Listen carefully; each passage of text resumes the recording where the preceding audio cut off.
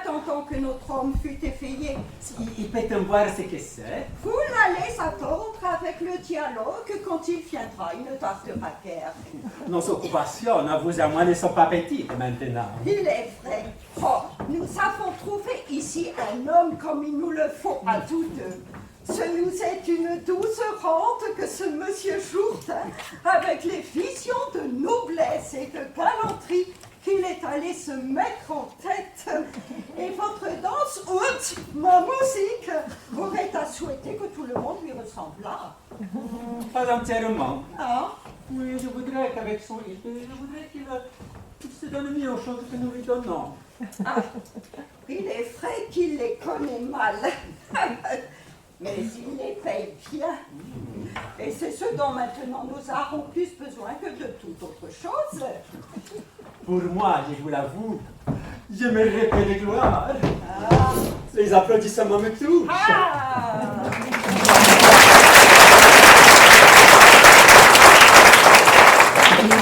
Il est tient à tous les beaux-arts. Il est un supplice assez fâcheux que de se produire à des sots, que d'essuyer sur des compositions la barbarie d'une stupide. Il y a plaisir, je ne m'en parle point, à travailler pour des personnes qui soient capables de sentir la délicatesse d'un art, qui sachent faire un doux accueil aux beautés d'un ouvrage et par de chatouillantes approbations vous régaler de votre travail. Ah oui, la récompense la plus grande que vous puissiez recevoir pour les choses que l'on fait, c'est de les voir connus, de les voir caressés dans doux applaudissements qui vous honorent.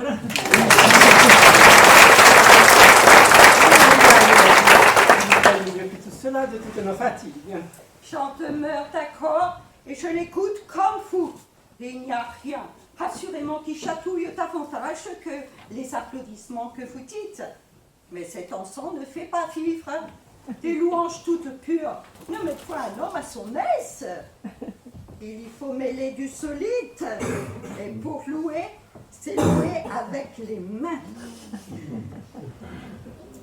C'est un homme à la vérité dont les lumières sont petites, qui parle à tort et à travers de toutes choses, et n'applaudit qu'à contresens. Mais son argent redresse les jugements de son esprit. Il a du discernement dans sa bourse. Ses louanges sont monnayées.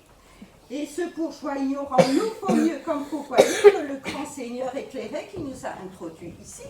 Il y a du vrai dans ce que vous dites. Ma maman, je trouve que vous appuyez un petit peu trop sur l'argent et l'intérêt, quelque chose de si bas. Il ne faut jamais qu'un honnête homme montre pour lui de l'attachement. Pourquoi ça fait pourtant fort bien l'argent que notre homme vous donne? Assurément, maman, je n'en fais pas tout mon bonheur. Et je voudrais qu'avec son bien, il y eût encore quelques bons goûts des choses. Je le voudrais aussi, et c'est à quoi nous travaillons toutes autant que nous pouvons. En tout cas, il nous donne moyen de nous faire connaître dans le monde, et il fera pour les autres ce que les autres loueront pour lui. Les voilà qui viennent. Eh bien, messieurs, qu'est-ce? Me ferez-vous voir votre petite drôlerie? Comment? Quelle petite drôlerie? Là, comment appelez-vous cela déjà? Votre prologue ou dialogue de chansons et de danse? Vous nous y voyez préparés. Je vous ai fait un peu attendre, mais c'est que je me fais habiller aujourd'hui comme les gens de qualité. Et mon tailleur m'a envoyé des bas de soie que j'ai pensé ne mettre jamais. Nous ne sommes ici que pour attendre votre loisir. Je vous prie tous deux de ne vous point en aller qu'on ne m'ait apporté mon habit, afin que vous me puissiez voir. Tout ce qui vous plaira. Vous me verrez équipé depuis les pieds jusqu'à la tête. Ah, nous n'en doutons point. Je me suis fait faire cette indienne-ci. Oh, elle est fort belle. Mon tailleur m'a dit que les gens de qualité étaient comme cela le matin. Oui, monsieur. Cela vous sied à merveille. Laquais, oh là, mais de laquais. Que voulez-vous, monsieur? C'est pour voir si vous m'entendez bien. Voici encore un petit déshabillé pour faire le matin mes exercices. Ravissant. Voyons votre affaire. Ah, je voudrais auparavant vous faire entendre un air que j'ai composé pour la sérénade que vous m'avez demandé. Écoutez seulement.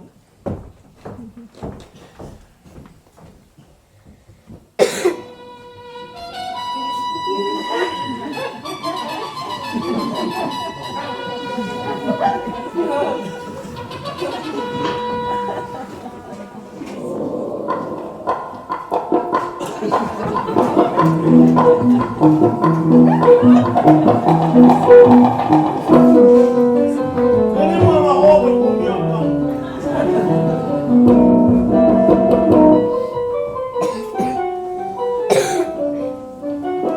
Excusez-moi, j'ai pas pu résister, j'attends ce morceau. Sais-tu danser la carioca? Attendez, je crois que je serais mieux sans moi. Ce n'est vraiment pas très compliqué. Pour la comprendre, suis bien mes pas. Ce n'est pas un tango cha-cha, encore une bossa nova. Quand t'as goûté à cette danse, là tu ne peux plus faire que ça. Youpi, dansons la carioca. C'est bien, faites tous comme moi. Youpi, avec la carioca. Tant pis s'il faut dire aux autres danseurs.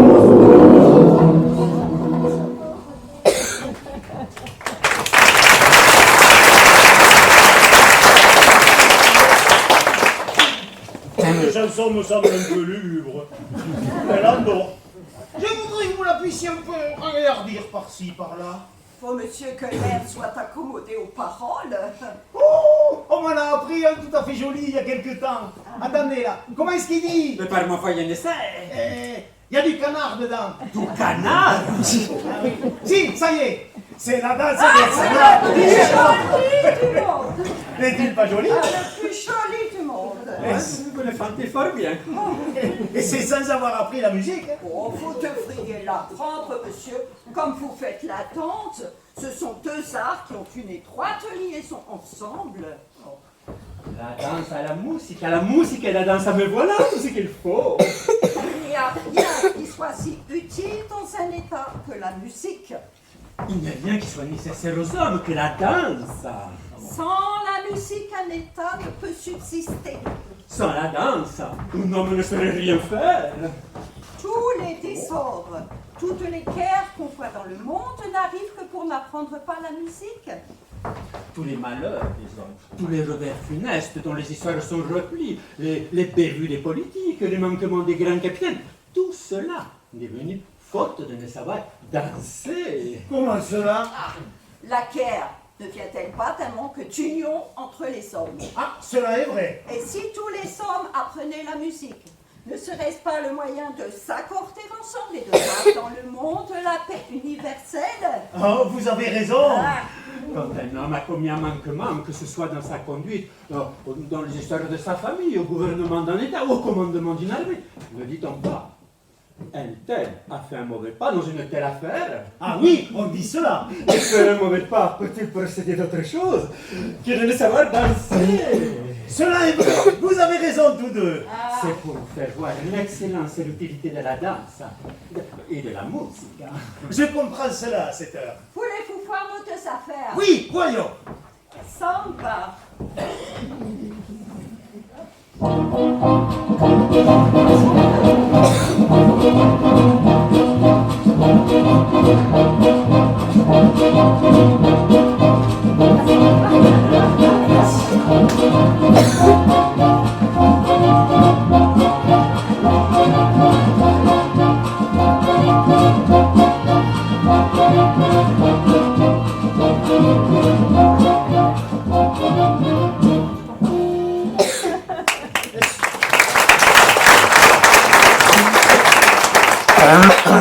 Est-ce tout?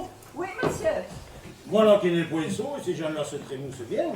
Lorsque la danse sera mêlée à la musique, cela fera plus d'effet encore, et vous ferez quelque chose de galant dans le palais que nous avons ajusté pour vous. C'est pour tantôt au moins. Et la personne pour qui j'ai fait faire tout cela me doit faire l'honneur de venir dîner séant. Tout est prêt. Ah, au reste, monsieur, ce n'est pas assez.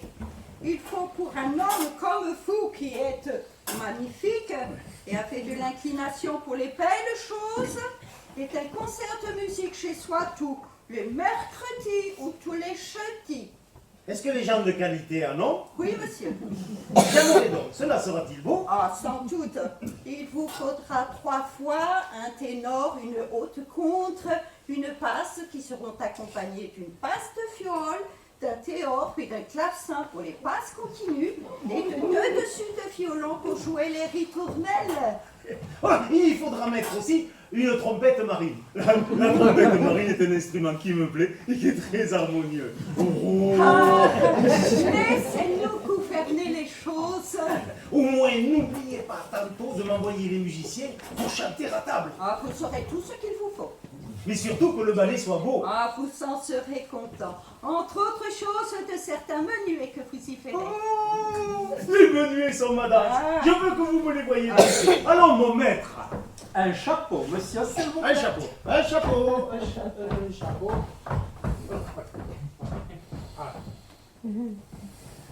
La la la la la la la la la la. En cadence, s'il vous plaît. La la la la la la. La jambe droite. La la la la la la. Ne remets pas tant les épaules. La la la. Ma parole, ma vos deux bras sont estropiés. La la la la la la. Oui, la pointe du pied en dehors. Dressez le corps. Levez la tête. La la la la la la. Ah, voilà qui est admirable. À propos, apprenez-moi comme il faut faire une révérence pour saluer une marquise. Una reverenza por solo una marquisa. Oui, Donnez-moi. une marquise qui s'appelle Dorimène. Ah, donnez-moi la main. Non, vous n'avez qu'à faire. Si vous voulez la saluer avec beaucoup de respect, vous devez d'abord faire une révérence en arrière, puis 3 révérences en avant en marchant vers elle, et la troisième, vous baissez, vous cassez les genoux. Faites un peu.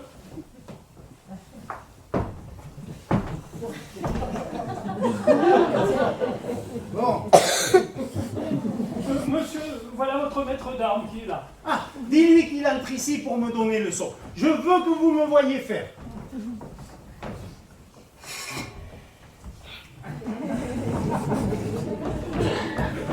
Alors, monsieur, la révérence. Votre corps droit, un peu penché sur la cuisse gauche, les jambes pointant écartées, vos pieds sur une même ligne. Votre poignet à l'opposite de votre hanche, la pointe de votre épée vis-à-vis de votre épaule, le bras pas tout à fait si étendu. La main gauche à la hauteur de l'œil, l'épaule gauche plus gardée. La tête droite, le regard assuré, le corps ferme. Touchez-moi l'épée de carte et achevez de même. 1, 2, remettez-vous, redoublez le pied ferme, un saut en arrière. Quand vous portez la botte, il faut que l'épée parte la première et que le corps soit bien effacé. 1, 2, allons. Touchez-moi l'épée de tierce et achevez de même. Avancez, le corps ferme. Avancez, partez de là. 1, 2, remettez-vous, redoublez un saut en arrière en garde, monsieur, en garde. Ah, voilà qui est admirable. Je vous l'ai déjà dit. Les armes ne consistent qu'en 2 choses, à donner et à ne point recevoir. Et comme je vous fis voir l'autre jour, par raison démonstrative, il est impossible que vous receviez.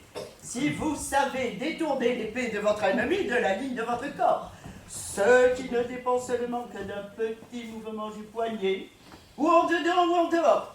De cette façon donc, un homme, sans avoir du cœur, est sûr de tuer son homme et de n'être point tué. Oh, sans doute. N'envitez-vous pas la démonstration? Oui.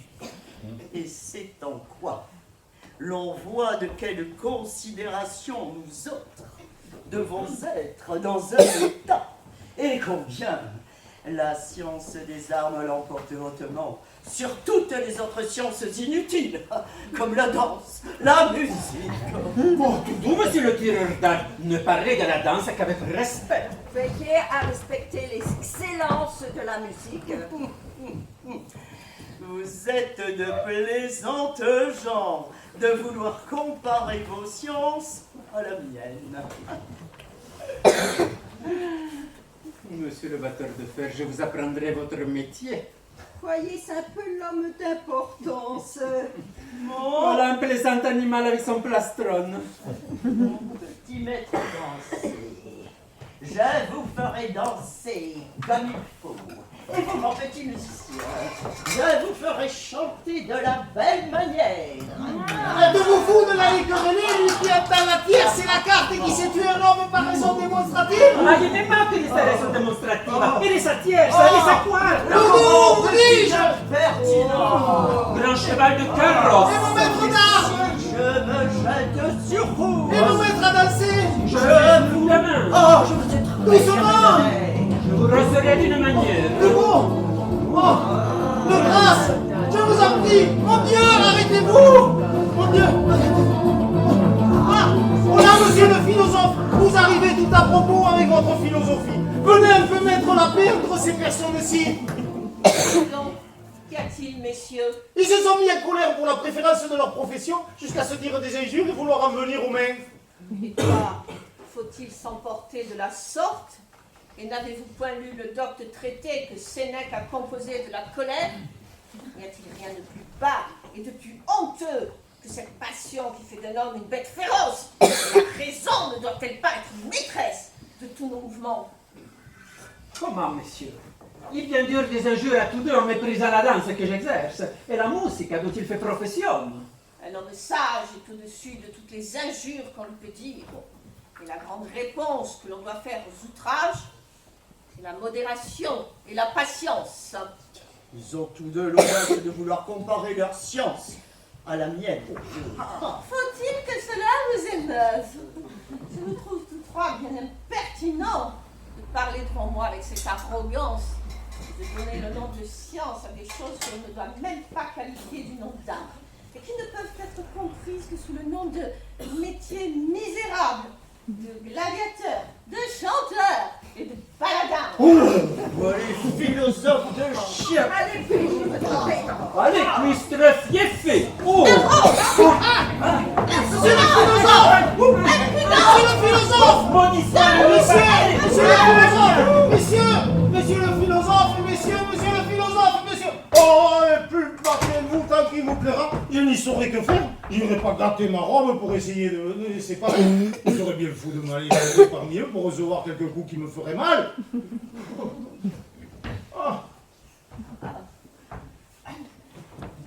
Oh, monsieur, je suis fâché des coups qu'ils vous ont donnés. Venons à notre leçon. Cela n'est rien. Un philosophe sait recevoir les choses comme il faut. Je m'en vais composer contre une satire du style de Juvénal, qui les déchirera de la belle façon. Laissons cela. Que voulez-vous apprendre? Tout ce que je pourrais, car j'ai toutes les envies du monde d'être savant, et j'enrage que mon père et ma mère m'aient point fait bien étudier dans toutes les sciences quand j'étais jeune. Ce sentiment est raisonnable. Nam sine doctrina vida est quasi mortissima exgo. Vous entendez cela? Vous savez le latin sans doute? Oui. Mais faites comme si je ne le savais pas, et expliquez-moi ce que cela veut dire. Cela veut dire, sans la science, la vie est presque une image de la mort. Cela telle-là a raison. N'avez-vous point quelques principes, quelques commencements des sciences? Ah oui, je sais lire et écrire. Bien. Vous plaît-il que nous commencions? Voulez-vous que je vous apprenne la logique? Qu'est-ce que c'est que cette logique? C'est elle qui s'appelle les trois opérations de l'esprit. C'est elle, ces trois opérations? La première, la seconde, la troisième. La première est de bien concevoir par le moyen des universaux. La seconde est de bien juger par le moyen des catégories. Et la troisième est de bien tirer conséquence par le moyen des figures. Des rives, des rios. Voilà des mots qui sont trop rébarbatifs. Cette logique-là ne me revient point. Apprenons autre chose qui soit plus jolie. Est-ce la morale que vous voulez apprendre? La morale? Oui, Qu'est-ce qu'elle dit, cette morale? c'est elle qui traite de la félicité et enseigne aux hommes à modérer leur passion. Hop, laissez cela. Je suis bilieux comme tous les diables. Et il y a morale qui tienne. Je veux me mettre en colère tout mon sou quand il m'en prend la vie. Est-ce la physique que vous voulez apprendre? Qu'est-ce qu'elle chante, cette physique? La physique est celle qui enseigne les principes des choses naturelles et les propriétés du corps, qui discourt de la nature des éléments, les métaux, les minéraux, les pierres, les plantes et les animaux. Et nous enseigne les causes de tous les feux volants, arc-en-ciel, tempêtes, les éclairs, le brouillard, la neige, la pluie, le vent, la glace, les vents et les tourbillons. Non, il y a trop de tintamarre là-dedans, trop de brouillamini. Que voulez-vous donc que je vous apprenne? Apprenez-moi l'orthographe. What?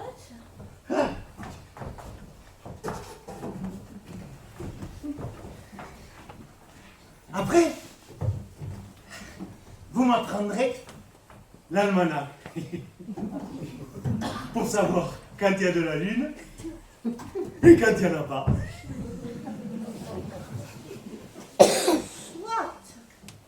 Pour bien suivre votre pensée et traiter cette matière en philosophe, il faut selon l'ordre des choses commencer par une exacte connaissance de la langue des lettres et de la différente manière de le prononcer toutes. Là-dessus, j'ai à vous dire que les lettres sont divisées en voyelles. Elles s'y dites voyelles car elles sonnent avec les voix. Et en consonnes, elles s'y dites consonnes car elles ne font que marquer les différentes articulations des voix. Il y a 5 voyelles. A, E, I, O, U. J'entends tout cela. La lettre A se forme en ouvrant fort la bouche. Moi, oui, par ma foi, oui. La lettre O se forme en rouvrant les mâchoires et en rapprochant les lèvres par les 2 points, le haut et le bas. Oh! Oh, il n'y a rien de plus juste. Cela est admirable. L'ouverture de la bouche fait comme un petit rond qui représente un O. Vous avez raison. Oh, la belle chose que de savoir quelque chose. La lettre I se forme en rapprochant les mâchoires et en écartant les 2 points de la bouche vers les oreilles. I. Ah, cela est vrai. Oh, vive la science. La lettre U se forme en rouvrant les mâchoires, allongeant les lèvres en dehors, les approchant l'une de l'autre, sans les joindre tout à fait. U. Oh, il n'y a rien de plus véritable. Vos 2 lèvres s'allongent comme si vous faisiez l'amour, de sorte que, si vous la voulez faire à quelqu'un et vous moquez de lui, vous ne sauriez lui dire que U. Je fais l'amour. Oh, c'est la vérité. Oh, que n'ai-je étudié plus tôt pour savoir tout cela. Bien, demain nous verrons les autres lettres, qui sont les consonnes. Ah, est-ce qu'il y a des choses aussi curieuses qu'à celle-ci? Certainement. Au reste, il faut que je vous fasse une confidence. Je suis amoureux d'une personne de grande qualité et je souhaiterais que vous m'aidassiez à lui écrire quelque chose dans un petit billet que je veux laisser tomber à ses pieds. Sans doute sont-ce des vers que vous voulez écrire, hein? Non, point de verbe, non. Vous ne voulez que de la prose, monsieur? Non, je ne veux ni vers ni prose. Il faut bien que ce soit l'un ou l'autre. Pourquoi? Parce que tout ce qui n'est point vers est prose, et tout ce qui n'est point prose est vers. Et comme l'on parle là, qu'est-ce donc que cela? De la prose. Quoi? Quand je dis « Nicole, apportez-moi mes pantoufles et me donnez mon bonnet de nuit », c'est de la prose? Oui, monsieur. Par ma foi, il y a plus de 40 ans que j'ai dit de la prose sans que j'en suis rien. Donc je vous suis le plus obligé du monde de m'avoir avancé. Je voudrais donc lui mettre dans un petit billet « Belle marquise, Vos beaux yeux me font mourir d'amour. mais je voudrais que cela fût mis de manière galante, que cela fût tourné gentiment. » Maître, que les feux de ses yeux réduisent votre cœur en cendres et vous souffrez. Non, je ne veux point tout cela, je ne veux que ce que je vous ai dit, belle marquise, vos beaux yeux me font mourir d'amour. Il faut bien étendre un peu la chose. Non, vous dis-je, je ne veux que ces seules paroles-là dans le billet. Belle marquise, vos beaux yeux me font mourir d'amour. Mais je voudrais que cela fût tourné gentiment, que cela fût mis de manière galante. Bien, vous pouvez mettre. Belle marquise, vos beaux yeux me font mourir d'amour. D'amour mourir me font belle marquise, vos beaux yeux. Ou bien, d'amour mourir belle marquise, vos yeux beaux d'amour me font. Ou bien, me font d'amour marquise belle, mourir d'amour. De toutes ces façons-là, laquelle est la meilleure? Celle que vous avez dite, bien sûr. Ah, cependant, je l'ai point étudié, et j'ai fait cela tout du premier coup. Oh, je vous remercie de tout mon cœur. Et je vous prie de venir demain de bonne heure. Je n'y manquerai pas. Comment? Mon habit n'est point encore arrivé? Non, monsieur. Ce maudit tailleur me fait bien attendre pour un jour où j'ai tant d'affaires. J'en rage que la fièvre cartaine puisse serrer bien fort ce bourreau de tailleur. Au diable le tailleur, la peste étouffe le tailleur. Si vous le tenez là, ce tailleur détestable, ce chien de tailleur, là, ce traître de tailleur. Vous voilà. Je m'allais mettre en colère contre vous. Je n'ai pas pu venir plus tôt, et j'ai mis un garçon après votre habit. Vous m'avez envoyé des bas de soie si étroits que j'ai eu toutes les peines du monde à les mettre. Il y a déjà 2 mailles de rompus. Ils ne s'élargiront que trop. Ah bah oui, si je ronde toujours des mailles. Et vous m'avez aussi fait faire des souliers qui me blessent furieusement. Point du tout, monsieur. Comment point du tout? Ils ne vous blessent point. Je vous dis qu'il me blesse, moi. Vous vous imaginez cela? Je l'imagine parce que je le sens, voyez la belle raison. Bon. Tenez. Voilà le plus bel habit de la cour et le mieux assorti. C'est un chef-d'œuvre que d'avoir composé un habit sérieux qui ne fut pas noir. Et je le donne en 6 coups aux tailleurs les plus éclairés. Qu'est-ce que c'est que cela? Vous avez mis les fleurs en bas? Ah, mais vous ne m'aviez pas dit que vous les vouliez en haut. Parce qu'il faut dire cela aussi. Les personnes de qualité les portent de la sorte. Les personnes de qualité portent des fleurs en bas? Bah oui, vraiment. Ah, voilà qui est donc bien. Mais si vous voulez, je les mettrai en haut. Non, non, non, non. Vous n'avez qu'à dire. Non, vous dis-je, vous avez bien fait. Croyez-vous qu'il m'aille bien? Oh, je défie un peintre avec son pinceau de vous faire rien de plus juste. Ah, monsieur le tailleur, voilà de mon étoffe du dernier habit que vous m'avez fait, je la reconnais bien. C'est que l'étoffe était si belle que j'en ai voulu lever un habit pour moi. Oui, mais il fallait pas le lever avec le mien. Vous voulez essayer votre habit? Oui, donnez-le-moi. Attendez, cela ne va pas comme cela. J'ai amené des gens pour vous habiller en cadence. Et cette sorte d'habit se porte avec cérémonie. Approchez, vous autres, et mettez cet habit à monsieur de la manière que vous faites aux personnes de qualité.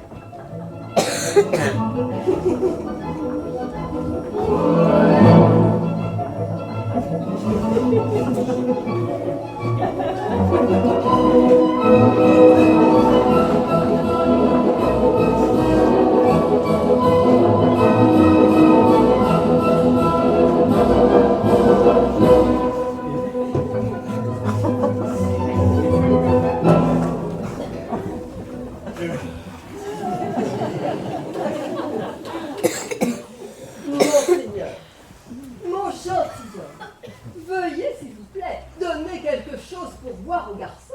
Comment m'appelez-vous? Mon gentilhomme. Mon gentilhomme. Voilà ce que c'est que de se mettre en personne de qualité. Allez-vous-en toujours de me réhabiller en bourgeois, on ne vous dira point mon gentilhomme. Tenez, voilà ce que mon gentilhomme vous donne. Monseigneur, nous vous sommes bien obligés. Monseigneur. Monseigneur, oh, Monseigneur, Monseigneur mérite quelque chose, et ce n'est pas une petite parole que ce Monseigneur. Attendez, mon ami, voilà ce que Monseigneur vous donne. Nous boirons à la santé de votre grandeur. Votre grandeur. Votre grandeur, attendez, ne vous en allez pas. Amour, votre grandeur. Par ma foi, s'il va jusqu'à l'altesse, il aura toute ma bourse. Voilà pour ma grandeur. Ah, nous vous remercions très, très, très, très humblement de vos libéralités. Il a bien fait, je lui allais tout donner.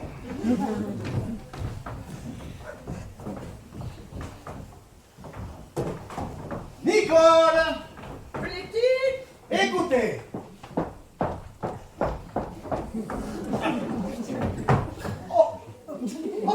Toi, tu vas rire. Que veut dire cette coquine-là? Comment donc? Mais comme vous voilà bâti. Quel fricot est cela? Te moques-tu de moi? Dis, monsieur, j'en serais bien fâché. Je te baillerai sur le nez si tu ris davantage. Je ne peux pas m'en empêcher. Mais tu ne t'arrêteras pas. Je vous demande pardon, mais vous êtes si plaisant comme ça que je ne saurais me tenir de rire. Mais voyez quelle insolence! Monsieur, vous êtes tout à fait drôle comme cela. Je vous prie de m'excuser. Tiens, si tu ris encore le moins du monde, je te jure que je t'appliquerai sur la joue le plus grand soufflet qui se soit jamais donné. Eh bien, voilà ce qui est fait. Je ne rirai plus. Prends-y bien garde. Il faut que pour tantôt tu nettoies, que tu nettoies comme il faut. Il faut, dis-je, que tu nettoies la salle et... Encore! Tenez, monsieur. Battez-moi plutôt et me laissez rire tout mon sou. Cela me fera plus de bien. J'enrage! Oh, de grâce, monsieur, je vous prie de me laisser rire. Ah, si je te prends! Mais attends, jamais vu une pandarde comme celle-là qui me vient rire insolemment au nez au lieu de recevoir mes ordres. Et que je fasse? Que tu prépares ma maison pour la compagnie qui doit venir tantôt. Par ma foi, je n'ai plus envie de rire. Et toutes vos compagnies font tant de désordre océan que ce mot est assez pour me mettre en mauvaise humeur. Ne dois-je point pour toi fermer ma porte à tout le monde? Oh, vous devriez au moins la fermer à certaines personnes. Hein.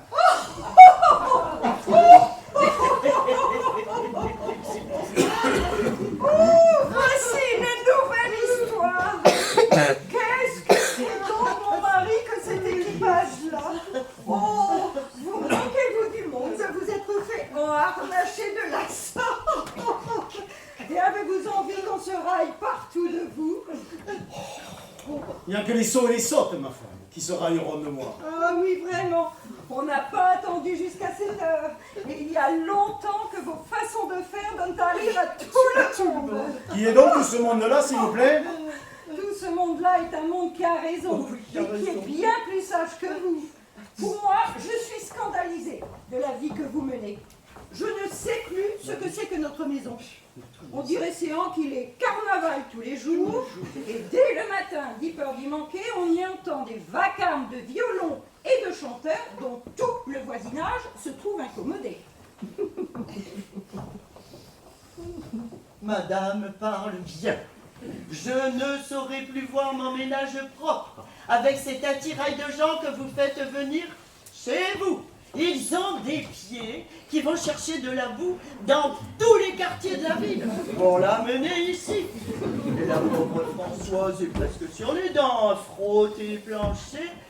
Que tous vos biomètres viennent crotter régulièrement tous les jours. Mais, notre servante Nicole, vous avez le caquet bien affilé pour une paysanne. Mais Nicole a raison, et son sens est meilleur que le vôtre. Je voudrais bien savoir ce que vous pensez faire d'un maître à danser à l'âge que vous avez. Oui, et d'un grand maître tireur d'armes qui vient avec ses battements de pied et branler toute la maison et nous déraciner tous les cariots de notre salle. Taisez-vous, ma servante, ma femme.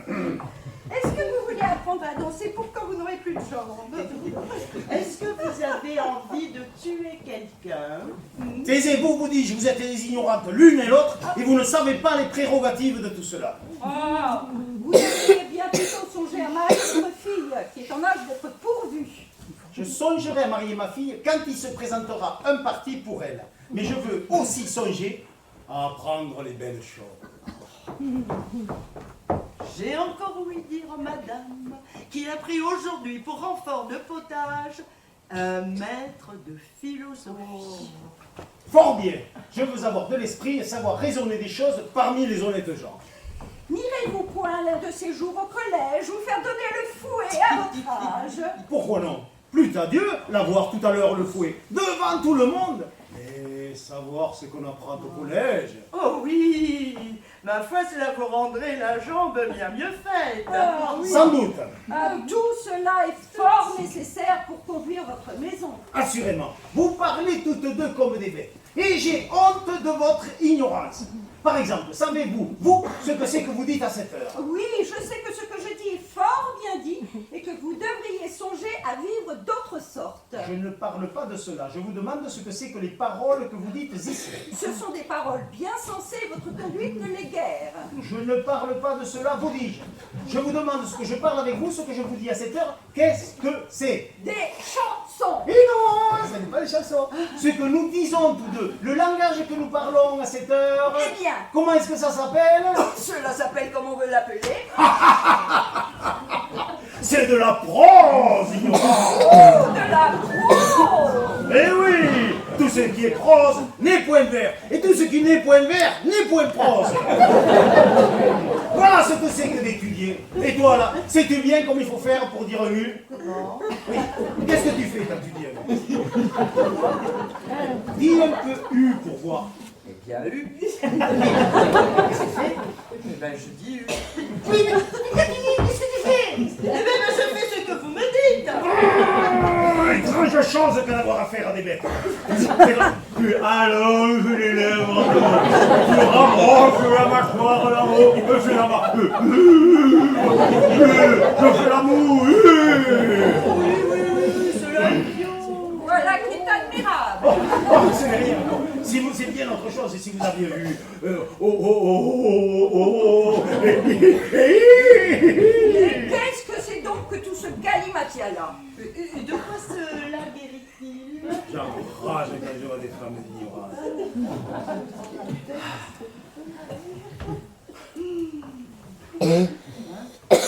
Vous devriez bien plutôt envoyer promener ces gens-là avec leur faribole.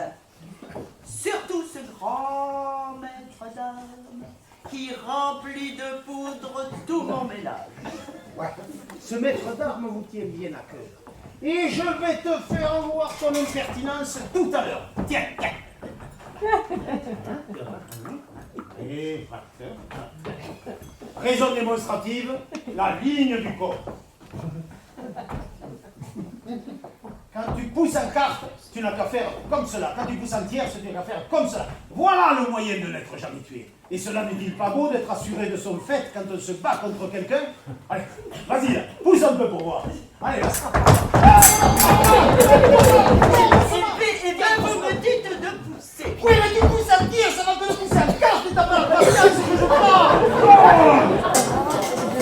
Vous êtes fou, mon mari, avec toutes vos fantaisies. Et cela vous est venu depuis que vous vous mêlez de hanter la noblesse. Parce que je hante la noblesse, ma femme. Je fais paraître mon jugement. Et cela est bien plus beau que de hanter votre bourgeoisie. Oh oui, il y a fort à gagner à fréquenter vos nobles. Et vous avez bien opéré avec ce beau monsieur le comte dont vous vous êtes embéguiné. Eh, songez à ce que vous dites.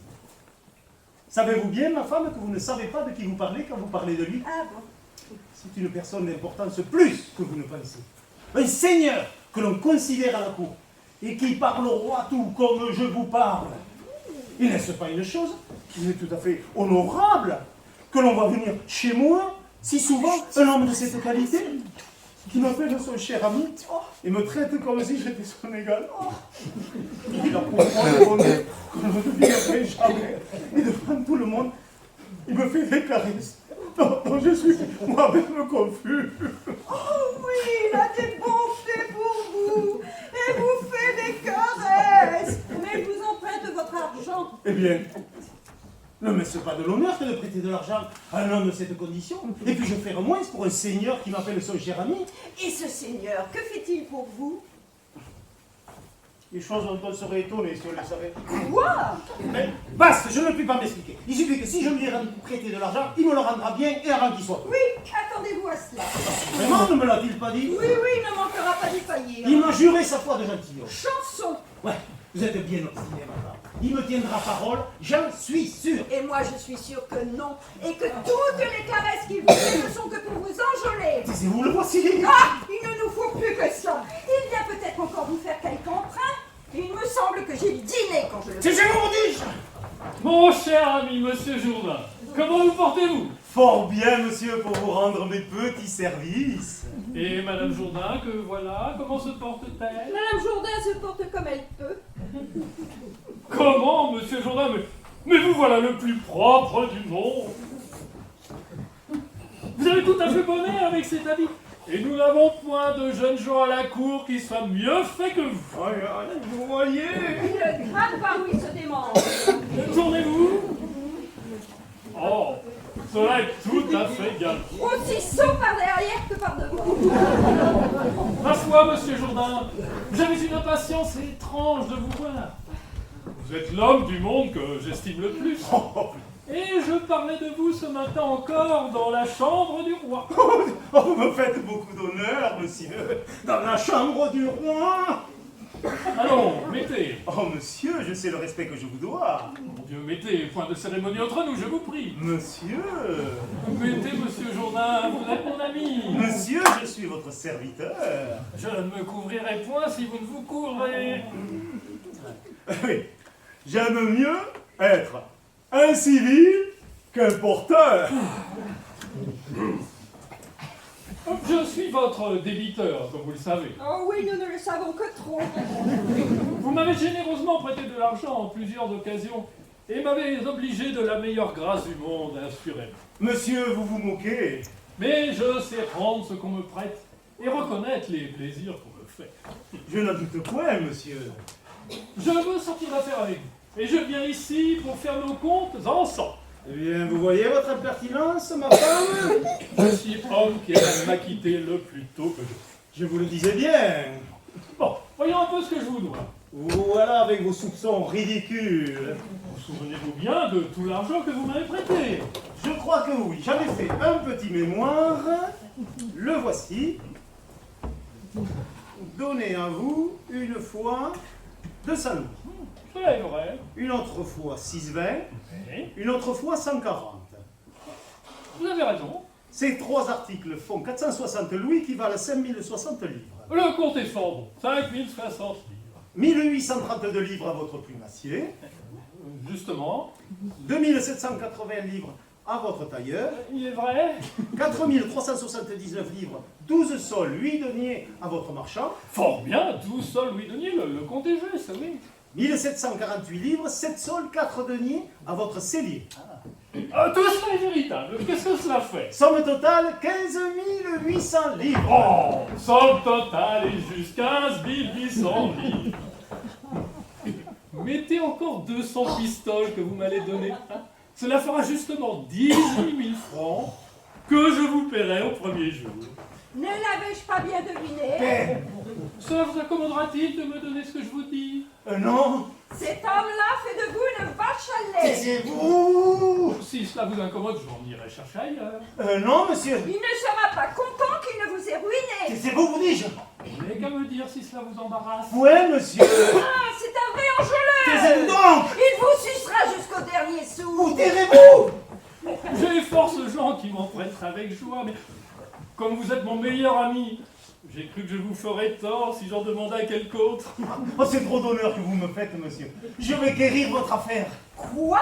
Vous allez encore lui donner cela? Que faire? Voulez-vous que je refuse au nom de cette condition-là? Qui a parlé de moi ce matin dans la chambre du roi? Oh, allez, vous êtes une vraie dupe. Nicole.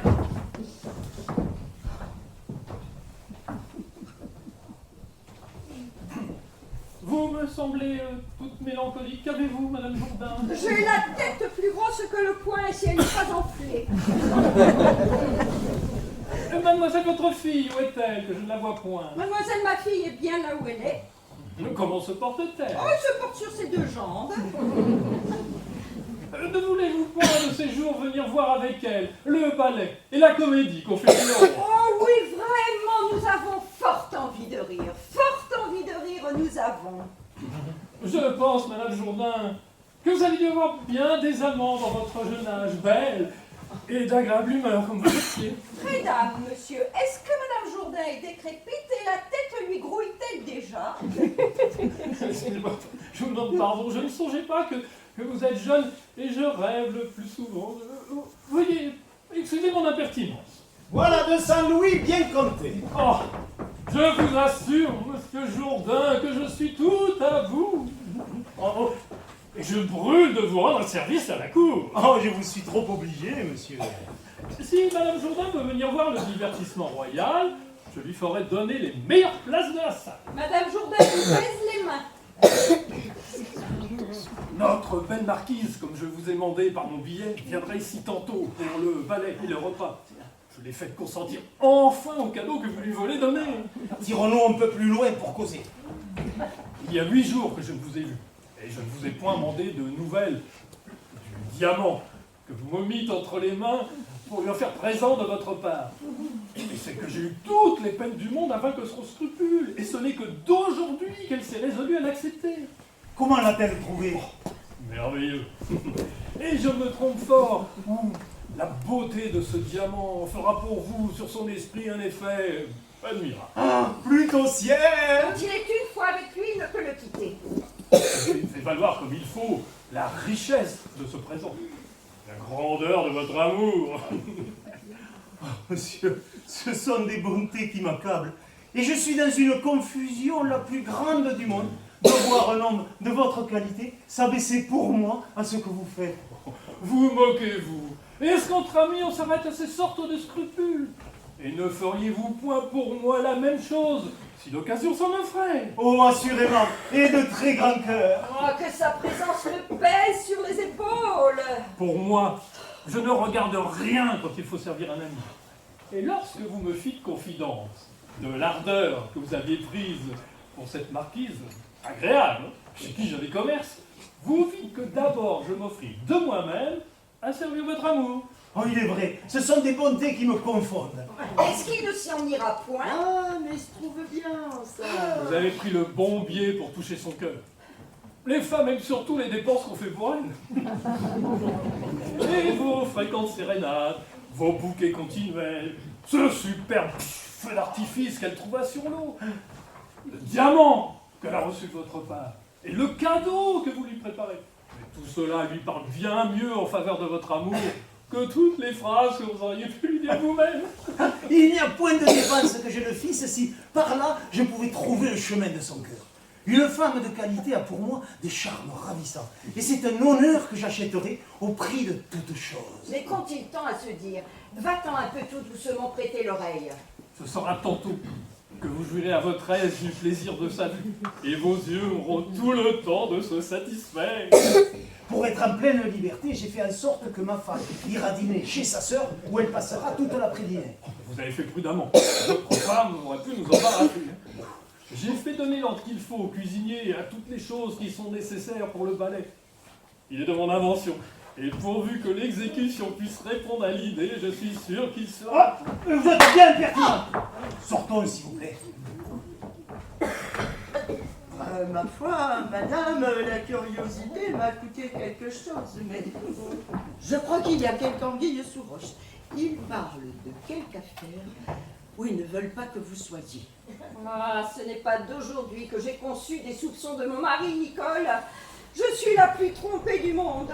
Où il y a quelque amour en campagne, je travaille à découvrir ce que ce peut être. Mais songeons à ma fille. Tu sais l'amour que Cléante a pour elle. C'est un homme qui me revient. Et je veux aider sa recherche et lui donner Lucille si je peux. Madame, je suis la plus ravie du monde de vous voir dans ces sentiments. Car si le maître vous revient, le valet ne me revient pas moi. Et je souhaiterais que notre mariage se pût faire à l'ombre du leur. Va-t'en lui en parler de ma part et lui dire que tout à l'heure, ils me viennent trouver pour faire ensemble à mon mari la demande de ma fille. J'ai compris, madame, je ne pouvais recevoir commission plus agréable.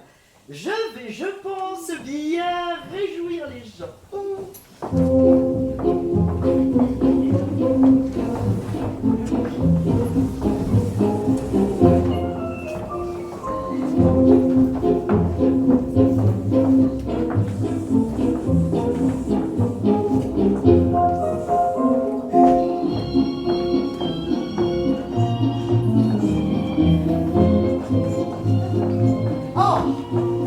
Voilà tout à propos. Je suis une Retire-toi, race- perfide. Et va-t'en, va-t'en. Quel caprice ce mot-là? Est-ce ainsi que vous recevez? Retire-toi, te dis, et va-t'en dire à ton infidèle maîtresse qu'elle n'abusera de sa vie le trop simple Cléon. Coviel, dis-moi qu'est-ce que cela veut dire? Ton pauvre Coviel, petite scélérate. Allons vite, ôte-toi de mes yeux, vilaine, et me laisse en repos. Quand tu me viens aussi... Ôte-toi de mes yeux, te dis-je, et ne me parle de ta vie. Oh, et quelle mouche les a piqués tous deux. Allons de cette belle histoire informer ma maîtresse.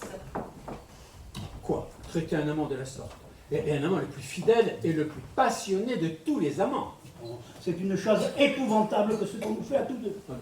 Je fais voir pour nos personnes toute la tendresse, toute l'ardeur qu'on puisse imaginer. Je n'aime rien qu'elle au monde et je n'ai qu'elle dans l'esprit. Elle fait tous mes soins, toute ma joie, tous mes désirs. Je ne parle qu'elle, je ne pense qu'à elle. Je ne fais les songes que d'elle, je ne respire que d'elle. Mon cœur vit tout en elle. Et voici de tant d'amitié la digne récompense. Je suis 2 jours sans la voir. Ce sont pour moi 2 siècles effroyables. Je la croise par hasard, mon cœur s'est élevé tout transporté. Ma joie éclate sur mon visage. Je cours vers elle avec ravissement. L'infidèle détourne de moi ses regards et passe brusquement, comme si de sa vie elle ne m'avait vu. Je dis les mêmes choses que vous. Peut-on rien voir d'égal, Coviel, à cette perfidie de l'ingrate Lucile? Et celle de la pendarde de Nicole, monsieur. Après tant de sacrifices ardents, tant de soupirs, tant de vœux que j'ai faits à ses charmes. Et tant d'assidus hommages, de soins et de services que je lui ai rendus dans sa cuisine. Tant de larmes que j'ai versées à ses genoux. Tant de seaux d'eau que j'ai tirés au puits pour elle. Tant d'ardeur que j'ai fait paraître à la chérir plus que moi-même. Tant de chaleur que j'ai souffert pour tourner la broche à sa place. Elle me fuit avec mépris. Elle me tourne le dos avec effronterie. C'est une perfidie digne des plus grands châtiments. C'est une trahison à mériter 1000 soufflets. Ne t'avise point, je te prie, de me jamais parler pour elle. Moi, monsieur, je m'en garde. Ne viens pas excuser l'action de cet infidèle, hein. N'ayez pas peur. Non, tous tes discours pour la défendre ne serviront de rien. Mais qui sont ceux-là? Je veux contre elle conserver mon ressentiment et rompre ensemble tout commerce. Oh, j'y consens. Monsieur le comte, qui va chez elle, lui donne peut-être dans la vue, et son esprit, je le vois bien, semble ébloui à la qualité. Mais il me faut, pour mon honneur, prévenir l'éclat de son inconstance. Et je veux faire autant de paquets au changement, je veux la voir courir, et ne lui laissez pas toute la gloire de me chasser. Cela est fort bien dit. Et j'entre pour mon compte dans tous vos sentiments. Oh, donne la main à mon défi, Coviel, et soutiens ma résolution contre tous les restes d'amour qui me pourraient parler pour elle. Dimanche, je t'en conjure, tout le mal que tu pourras. Oh, fais-moi de sa personne une peinture qui me la rende méprisable. Et dis-moi bien, pour m'en dégoûter, tous les défauts que tu peux voir en elle. Une belle mijaurée. Une prétentieuse. Bien bâtie pour vous donner tant d'amour. Je ne lui vois rien que de très médiocre, et vous trouverez 100 personnes qui seront plus dignes de vous. Premièrement, elle a les yeux petits. Ah, elle a les yeux petits. Mais elle les a pleins de charme. Les plus brillants, les plus perçants, les plus touchants du monde. Elle a la bouche grande. Oui, mais elle a des grâces qu'on ne voit point aux autres bouches. Mais cette bouche, en la voyant, inspire des désirs, est la plus attrayante et la plus amoureuse du monde. Pour sa taille, elle n'est pas grande. Oui, mais elle est aisée et bien prise. Elle a fait une nonchalance dans son parler, dans ses actions. Oui, mais elle a grâce à tout cela. Ses manières sont engageantes et je ne sais quel charme à s'insigner dans les cœurs. Pour de l'esprit. Oh, elle en a, Coviel. du plus fin, du plus délicat. Et sa conversation? Sa conversation est charmante. Elle est toujours sérieuse. Oui, de ses joies toujours ouvertes, de ses enjouements épanouis. Et ne vois-tu rien de plus impertinent que ces femmes qui rient à tout propos? Mais enfin, elle est capricieuse autant que personne du monde. Ah, il est vrai, elle est capricieuse, j'en demeure d'accord. Mais tout s'y est bien, nos belles. On souffre tout des belles. Puisque cela va comme cela, je vois bien que vous avez envie de l'aimer toujours. Moi, j'aimerais me mourir, et je vais la haïr autant que je l'ai aimée. Le moyen, si on l'a trouvée si parfaite. C'est pourquoi je veux mieux faire voir la force de mon cœur, à la haïr, à la quitter, toute belle, toute pleine d'attrait que je la trouve, tout est mal. Oh, la voilà. Scandalisé. Ce ne peut être, Nicole, que ce que je dis. Oh, mais le voilà. Je ne veux pas seulement lui parler. Je veux vous imiter. Qu'est-ce donc, Cléante, qu'avez-vous? Qu'as-tu donc, Covienne? Quel chagrin vous possède? Quelle mauvaise humeur te tient? Êtes-vous muet, Cléante? As-tu perdu la parole, Te Covienne? voilà qui est scélérat. Que cela est Judas. Je vois bien que la rencontre de tantôt a troublé votre esprit. Ah ah, on voit ce que l'on a fait. Notre accueil de ce matin t'a fait prendre la chèvre. On a deviné l'arnaque. N'est-il pas vrai, Cléante, que c'est là le sujet de votre souci? Oui, cela est perfide. Et j'ai à vous dire que vous ne triompherez pas comme vous le pensez de votre infidélité, que je vais être le premier à rompre avec vous, et ne vous laisserai pas toute la joie de me quitter. J'aurai de la peine, sans doute, à rompre l'amour que j'ai pour vous. Cela me causera des chagrins, je souffrirai un temps. Mais j'en viendrai à bout, et je me percerai plutôt le cœur que d'avoir la faiblesse de retourner à vous. Que si, que mi. Voilà bien du bruit pour rien. Je vous dis, Cléante, le sujet qui m'a fait ce matin éviter votre abord. Non, je ne veux rien écouter. Je te veux apprendre la cause qui nous a fait passer si vite. Je ne veux rien entendre. Sachez que ce matin, Non, vous dis-je. Apprends. Non, traîtresse. Cléante, Point d'affaire. Covienne. Point. eh bien, puisque vous ne voulez pas m'écouter, restez dans votre pensée et faites ce qui vous plaira. Sachant donc le sujet d'un si bel accueil. Puisque tu fais comme cela, prends-le tout comme tu voudras. Il ne me plaît pas. Dites-moi, Non, je ne veux rien dire. Compte-moi. Bon, je ne compte rien. de grâce, Non, vous dis-je. Par charité. Point d'affaire. je vous en prie. Laissez-moi. Je t'en conjure. Ôte-toi de là. Lucille, Nicole. Je ne veux pas. au nom des dieux, Parle-moi. Je ne ferai rien. ouais, éclaircissez mes soupçons, mes doutes. Non. Guéris-moi l'esprit.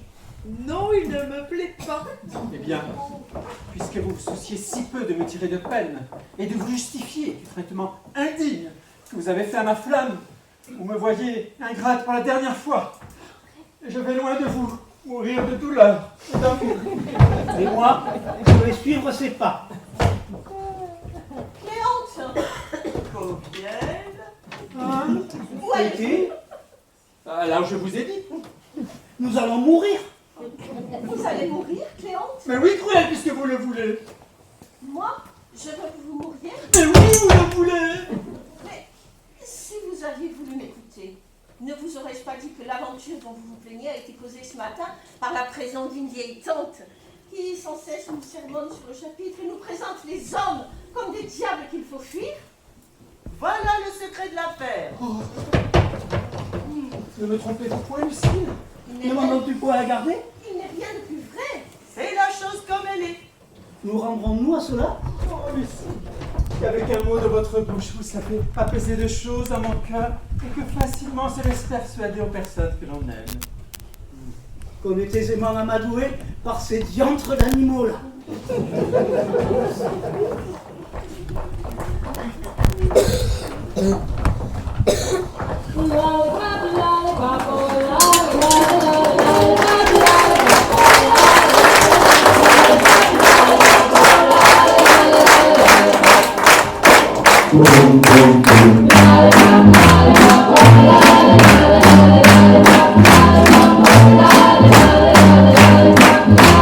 La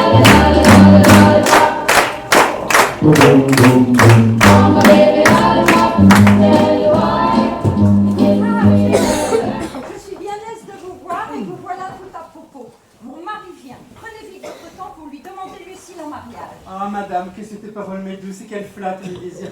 Pouvais-je recevoir un ordre plus charmant, une faveur plus précieuse? Allez, Cléon. Allez, Cléon, allez. Allons, allez.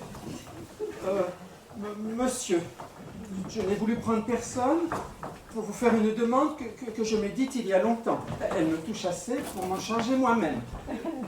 Aussi, sans autre détour, je vous dirais que l'honneur d'être votre gendre est l'une des faveurs glorieuses que je vous prie de m'accorder. Avant que je vous donne réponse, monsieur, je vous prie de me dire si vous êtes gentilhomme. Monsieur, la plupart des gens sur cette question n'hésitent pas beaucoup. On tranche le mot aisément, le nom semble utilisé facilement, et l'usage semble autoriser l'utilisation aujourd'hui. Mais pour moi, je vous l'avoue, j'ai les sentiments sur cette matière un peu plus délicates. Oui, je trouve toute imposture indigne d'un honnête homme. Il y a de la lâcheté à déguiser ce que le ciel nous a fait naître. À vouloir se parer aux yeux du monde d'un nom, à vouloir se donner pour ce que l'on n'est pas. Je suis né de parents, sans doute, qui ont tenu des charges honorables. J'ai moi-même acquis dans les armes l'honneur de 6 ans de service et me trouve assez de bien pour tenir dans ce monde un rang assez passable. Mais avec tout cela, je ne peux me donner un nom où d'autres à ma place pourraient pouvoir prétendre. Voici, je vous dirai franchement que je ne suis point gentilhomme. Touchez-la, monsieur. Ma fille n'est pas pour vous.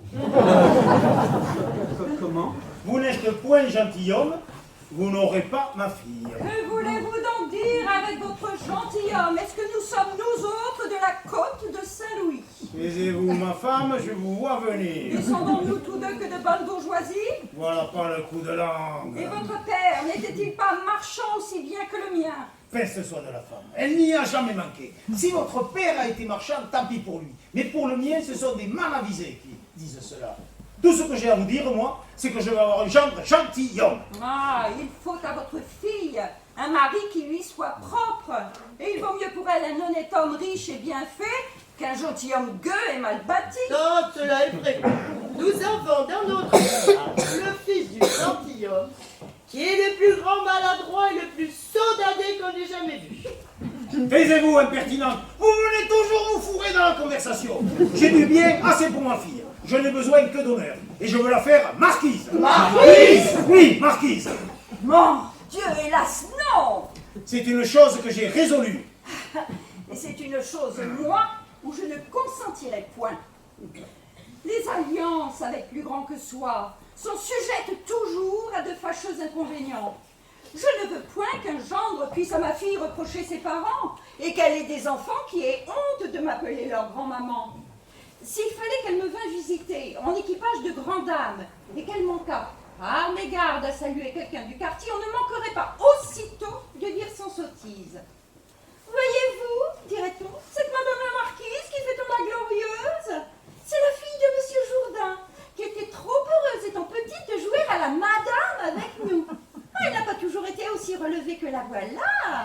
Et ses deux grands-pères vendaient du drap au prix de la porte Saint-Innocent. Ils ont amassé de l'argent pour leurs enfants qu'ils doivent payer maintenant bien cher en l'autre monde. Et on ne devient guère si riche à être honnête gens. Je ne veux point tous ces caquets. Et je veux un homme, en un mot, qui m'est obligation de ma fille, et à qui je puisse dire, mettez-vous là, mon gendre, et dînez avec moi. Voilà bien les sentiments d'un petit esprit. De dans la bassesse. Ne me répliquez pas davantage. Ma fille sera marquise en dépit de tout le monde. Et si vous me mettez en colère, je la ferai duchesse. Duchesse! Cléon, ne perdez point courage encore. Suivez-moi, ma fille, et venez dire résolument à votre père que si vous ne l'avez, vous ne voulez épouser personne.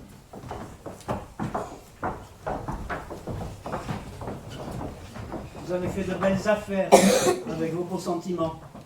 Que veux-tu? J'ai un sentiment là-dessus que l'exemple ne saurait craindre. Ah, Vous moquez-vous de le prendre sérieusement avec un homme comme cela? Ne voyez-vous pas qu'il est fou? Et vous coûtait-il quelque chose de vous accommoder à ses chimères? tu as raison. Mais je n'aurais jamais cru qu'il eût fallu faire ses preuves de noblesse pour être gendre de Monsieur Jourdain. De quoi vis-tu? Une pensée qui me vient pour jouer notre homme et vous faire obtenir ce que vous souhaitez. Comment? Oh, l'idée est tout à fait plaisante. Quoi donc? Il s'est fait depuis peu une certaine mascarade qui vient le mieux du monde ici et que je veux faire à notre ridicule. Tout cela semble un peu sa comédie, mais avec lui on peut hasarder toutes choses. Le Tom a y joué son rôle à merveille, a donné aisément dans toutes les fariboles qu'on s'avisera de lui dire. J'ai les acteurs, j'ai les amis tout près, laissez-moi faire seulement. Apprends-moi. Je vais vous instruire de tout. Mais, retirons-nous, je crois que le voilà qui revient.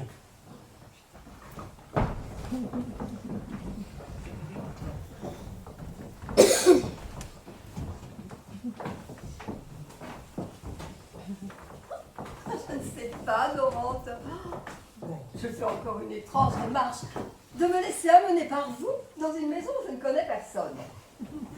Mais quel lieu voulez-vous donc, madame, que mon amour choisisse pour vous régaler, puisque pour fuir l'éclat, vous ne voulez ni votre maison, ni la mienne. Vous ne dites pas que je m'engage insensiblement chaque jour à recevoir de trop grands témoignages de votre passion?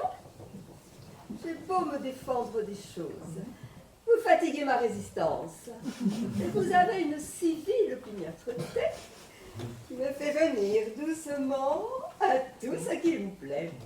Les visites fréquentes ont commencé, les déclarations sont venues ensuite, qui après elles entraînaient les sérénades et les cadeaux, que les présents suivis. Je me suis opposée à tout cela. Mais vous ne vous rebutez point. Et pied à pied, vous gagnez mes résolutions. Pour moi, je ne puis plus répondre de rien. Et je crois qu'à la fin, vous me ferez venir au mariage dont je me suis tant éloignée. Ma foi, madame, vous y devriez déjà être. Vous êtes veuve, et ne dépendez que de vous. Je suis maître de moi, et vous êtes plus que ma vie. À quoi tient-il que dès aujourd'hui vous ne fassiez tout mon bonheur? Mon Dieu, Dorante, il faut bien des qualités pour vivre heureusement ensemble. Et les deux plus raisonnables personnes du monde ont souvent peine à composer une union dont ils soient satisfaits. Vous moquez-vous, madame, de vous y figurer tant de difficultés. Et l'expérience que vous avez faite ne conclut rien pour tous les autres. Enfin, et j'en reviens toujours là, les dépenses que je vous vois faire pour moi m'inquiètent par deux raisons. L'une, qu'elles m'engagent plus que je ne voudrais, et l'autre, que je suis sûre, sans vouloir vous déplaire, que vous ne les faites point que vous ne vous incommodiez. Et je ne veux point cela. Ah, madame, ce sont des bagatelles, et ce n'est pas par là. Oh, je sais ce que je dis, et entre autres le diamant que vous m'avez forcé à prendre et d'après. Madame, ne faites point en valoir une chose que mon amour trouve indigne de vous. Et souffrez que... Oh, voici un maître de logis.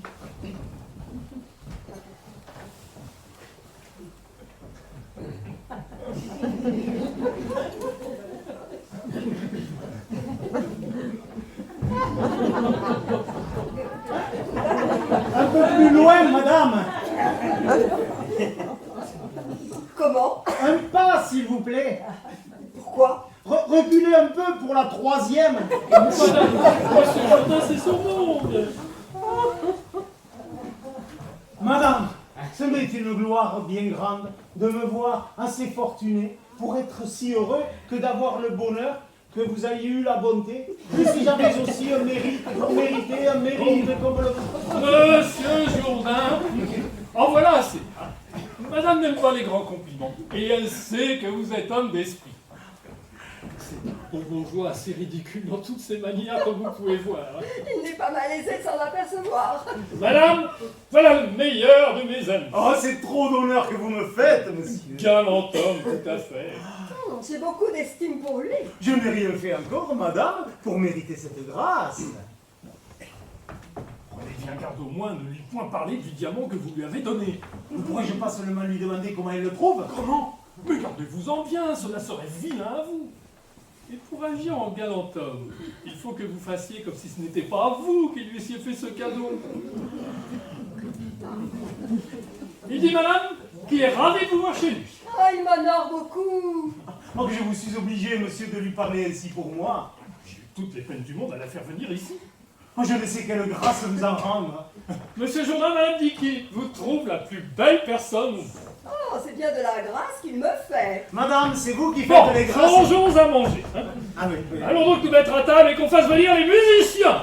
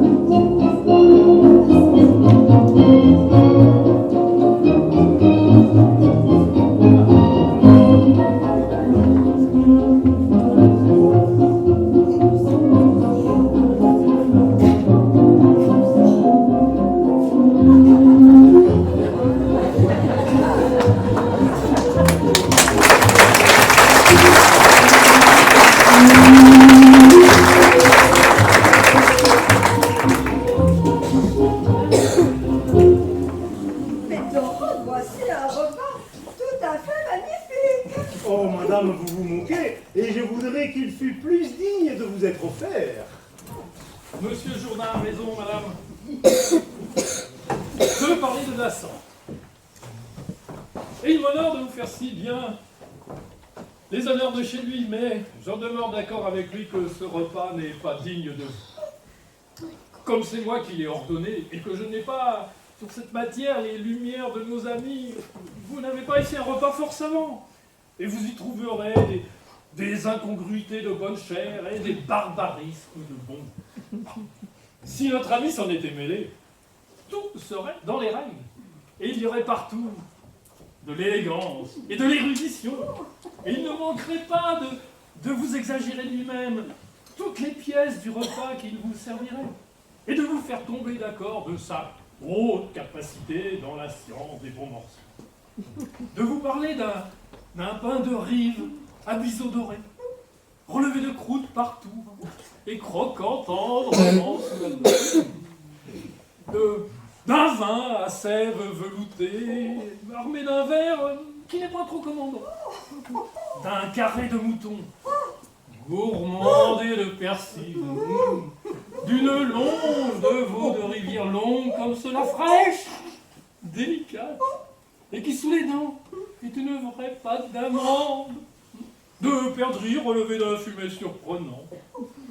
Et pour son opéra, d'une soupe à bouillon perlé, soutenue d'un jeune gros dindon, cantonné de pigeonnons et couronné d'oignons blancs, marié avec la chicorée. Ignorance, et comme M. Jourdain l'a fort bien dit, je voudrais que le repas fût plus digne de vous être offert. Je réponds à ce compliment en mangeant comme je le fais. Oh, que voilà de belles mains. Oh, les mains sont médiocres, monsieur Jourdain. Après, vous voulez parler du diamant, qui est fort bon. Moi, madame, Dieu m'en garde d'en vouloir parler. Ce ne serait pas agir en galant homme. Et ce diamant est fort peu de choses. Je vous trouve bien dégoûté. Oh, vous avez trop de bonté. Oh, qu'on apporte du vin à M. Jourdain et à ces messieurs qui nous feront la grâce de nous chanter un air à boire. Oh, c'est fort agréablement assaisonné la bonne chair que tu mêlais la musique. Et je me vois ici fort admirablement régalé. Bon, M. Jourdain prêtons silence à ces messieurs, ce qu'ils nous diront bien mieux que tout ce que nous pourrions dire.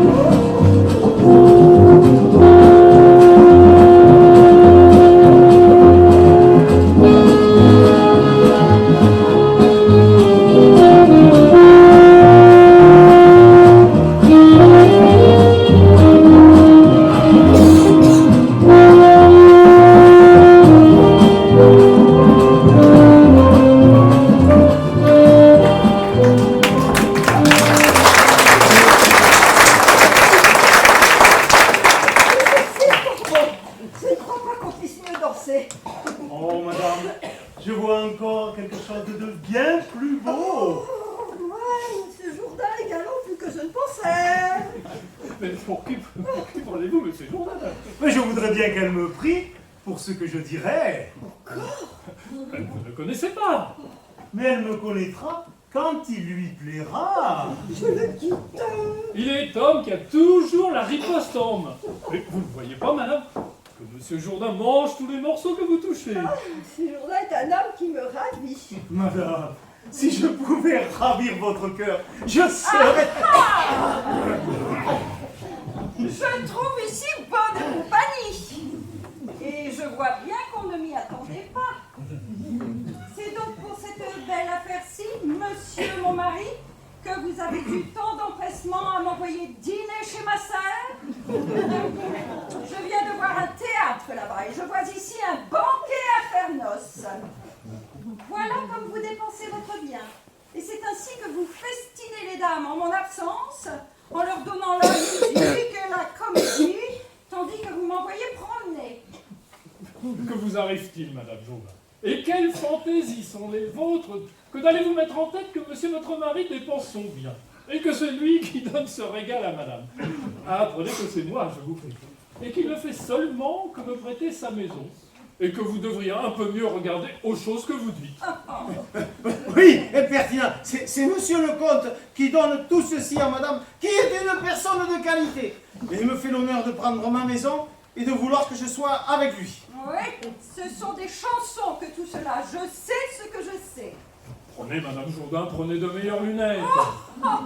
Je n'ai que faire de lunettes, monsieur, et je vois assez clair. Il y a longtemps que je sens les choses, et je ne suis pas une bête. C'est fort vilain à vous pour un grand seigneur de prêter la main comme vous faites aux sottises de mon mari. Et vous, madame, pour une grande dame, ce n'est ni beau ni honnête à vous de mettre de la dissension dans un ménage et de souffrir que mon mari soit amoureux de vous. Mais que veut donc dire tout ceci? Enfin, de honte. Vous vous moquez de m'exposer aux seules visions de cette extravagante. Oh là, madame, où courez-vous? Oh, monsieur le comte, madame, faites-lui excuse et ramenez-la. Oh, impertinente que vous êtes. Voilà de vos beaux faits. Vous me venez faire des affrontes devant tout le monde et vous chassez de chez moi des personnes de qualité. Ah, je me moque de leur qualité. Je ne sais ce qui me tient maudit. Que je vous fende la tête avec les pièces du repas que vous êtes venus trouver. Je me moque de tout cela. Ce sont mes droits que je défends. Et je prie pour moi toutes les femmes.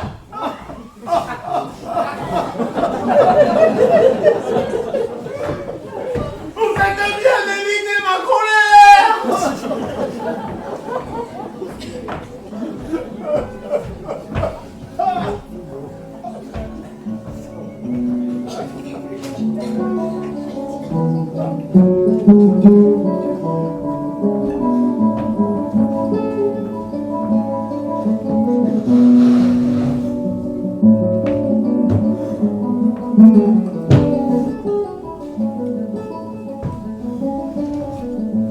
Elle est arrivée là bien malheureusement.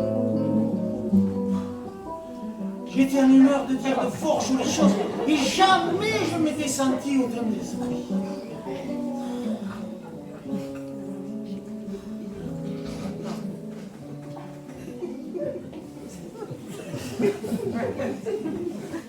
Qu'est-ce que c'est que ça?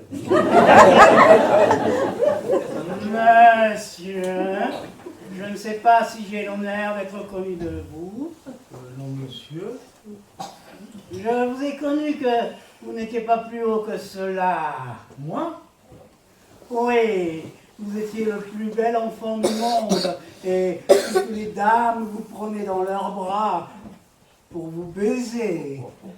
Pour me baiser? Oui, j'étais grand ami de feu monsieur votre père. Feu, monsieur mon père. Oui, c'était un fort honnête gentilhomme.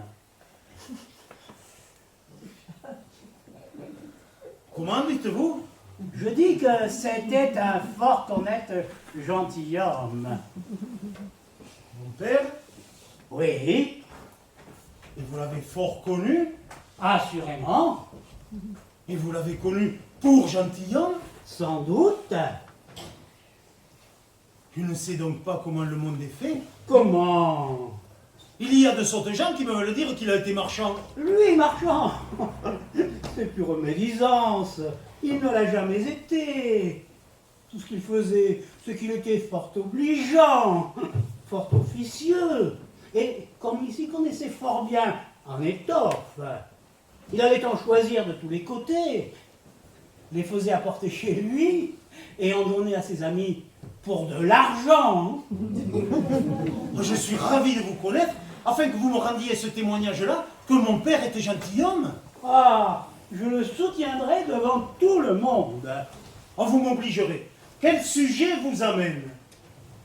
Depuis avoir connu feu monsieur votre père, honnête et gentilhomme, comme je vous ai dit, j'ai voyagé de par tout le monde. Ah, par tout le monde. Je pense qu'il y a bien loin à ce pays-là. Assurément. Je ne suis rentré de tous mes longs voyages que depuis 4 jours. Et par l'intérêt que je prends à tout ce qui vous touche, je suis venu vous annoncer la meilleure nouvelle du monde. Quelle? Vous savez que le fils du grand truc est ici. Moi? Non. Comment? Mais il a un trait tout à fait magnifique. Tout le monde le va voir. Et il a été reçu en ce pays comme un seigneur d'importance. Par ma foi, je ne savais pas cela. Ce qu'il y a d'avantageux pour vous, c'est qu'il est amoureux de votre fille. Le fils du grand truc? Oui. Et peut-être votre gendre. Mon gendre, le fils du grand truc? Le fils du grand truc, votre gendre, comme je le fus voir, et que j'entends parfaitement sa langue, il s'entretint avec moi et me dit, après quelques autres discours, Asiam proxolaire push, à la moustache gidelum, à manahem varaini, pousser carbulat, c'est-à-dire, n'as-tu point vu une jeune belle personne qui est la fille de Monsieur Jourdain, gentilhomme parisien? Le fils du grand truc dit cela de moi? Oui. Et comme je lui ai répondu que je vous connaissais particulièrement et que j'avais vu votre fille, ah, me dit-il, Marababa Sahem, c'est-à-dire, ah, que je suis amoureux d'elle. Rababa Sahem veut dire ah que je suis amoureux d'elle? Oui. Par ma foi, vous faites bien de me le dire, ça pour moi. Jamais je n'aurais cru que Marababa Sahem eût voulu dire ah que je suis amoureux d'elle. Voilà une langue admirable que ce truc. Oh, plus admirable qu'on ne saurait croire. Savez-vous bien ce que veut dire Kakaraka Mouchem? Kakaraka Mouchem? C'est-à-dire ma chère âme. Kakaraka Mouchem veut dire ma chère âme? Oui. Voilà qui est merveilleux. Kakaraka Mouchem, ma chère âme, dirait-on jamais cela? Voilà qui me confond. Enfin, pour achever mon ambassade, il vient vous demander votre fille en mariage. Et pour avoir un beau-père qui soit digne de lui, il veut vous faire Mama Mouchi, c'est-à-dire une certaine grande dignité de son pays. Mama Mouchi? Oui, Mama Mouchi. C'est-à-dire en notre langue, paladin. Enfin, il n'y a rien de plus noble que cela dans le monde. Et vous irez de pair avec les plus grands seigneurs de la terre. Monsieur le fils du grand truc Monor trop, je vous prie de me mener chez lui pour lui en faire mes remerciements. Comment? Mais le voilà qui va venir ici. Il va venir ici? Oui, et il amène toutes choses pour la cérémonie de votre dignité. Voilà qui est bien prompt. Ah, son amour ne peut souffrir aucun retardement. Ce qui m'embarrasse ici, c'est que ma fille est une opiniâtre qui s'est allée mettre dans la tête un certain Claude. Et elle ne jure de n'épouser personne d'autre que celui-là. Oh, elle changera de sentiment quand elle verra le fils du grand truc. Et puis, il se rencontre ici une aventure merveilleuse. C'est que le fils du grand truc ressemble à ce Cléonte à peu de choses près. Je viens de le voir, on me l'a montré. Et l'amour qu'elle a pour l'un pourra passer aisément à l'autre. Mais je l'entends venir. Le voilà.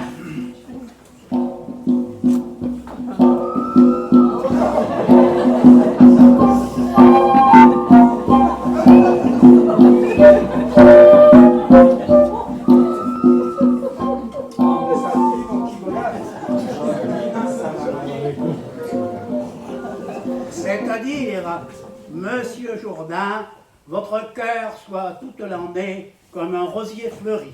Ce sont façons agréables de parler de ces pays-là. Je suis très humble serviteur de son Altesse Truc. Carigard, Camboto, Oustine Moraf. Kataleki, Kistin, Yok, Kasum, Bassé, Alamoram. Il dit que le ciel vous donne la force des lions et la prudence des serpents. Sur le fils du grand truc m'honore trop et je lui souhaite toutes sortes de prospérité. Sadok Babali, Oraka Furam.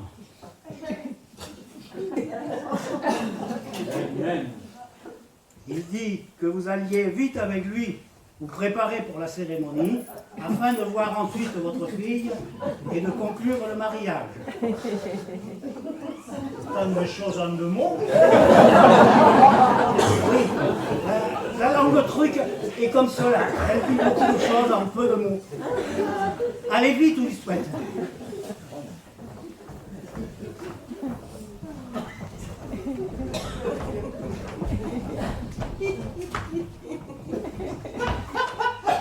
Ma foi, cela m'a fait drôle. Quand il aurait appris son rôle par cœur, il ne pourrait pas mieux jouer. Quel duc!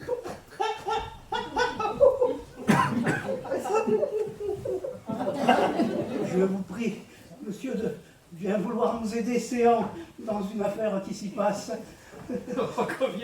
Qui t'aurait reconnu, comme te voilà ajusté. Oui, vous voyez. Hein. Et de quoi ris-tu? Bon, une chose, monsieur, qui ne me bien. Comment? Je vous donne en bien des fois à deviner le stratagème. Nous nous servons auprès de monsieur Jourdain pour porter son esprit à donner sa fille à mon maître.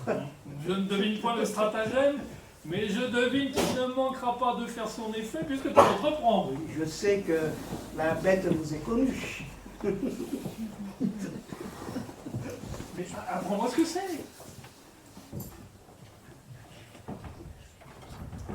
Tirons-nous un peu par ici pour laisser place à ce que j'aperçois venir. Vous verrez une partie de l'histoire, tandis que je vous conterai le reste.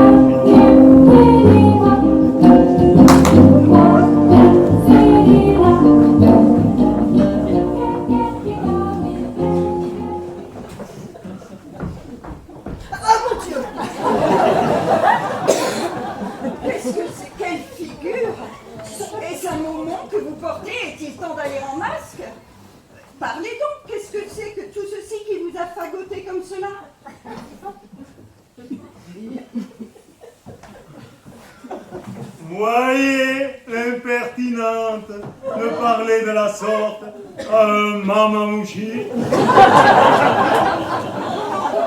Oui, il me faut porter du respect, maintenant que l'on vient de me faire mamamouchi. Et que voulez-vous dire avec votre mamamouchi? Mamamouchi, vous dis-je? Je suis mamamouchi. Mais quelle bête est cela? Mamamouchi, c'est-à-dire en notre langue, paladin. Baladin, êtes-vous en âge de danser des ballets? Hey, je dis paladin, c'est une dignité dont on vient de me faire la cérémonie. Quelle cérémonie donc? Mahomet, Père Jordine. Qu'est-ce que vous voulez dire? Jordine, c'est-à-dire Jourdain. Eh bien quoi, Jourdain? Voler faire une paladine des Jordines. Comment? Dara turbanta con galera. Mais qu'est-ce que cela veut dire? Per défendre Trukistan. Quelle sorte de jargon est cela? Dara bastonara. Que voulez-vous donc dire? Non tener honta questa star l'ultima affronta. Qu'est-ce que tout cela veut dire? Ouh la babachou, la babachou. Ouh la babachou, la babachou. Mon Dieu! Mon mari est devenu fou! Paix insolente, portez respect à monsieur Mamamouchi. Mais où a-t-il donc perdu l'esprit? Il faut que je l'empêche de sortir. Ah, justement, voici le reste de notre écu.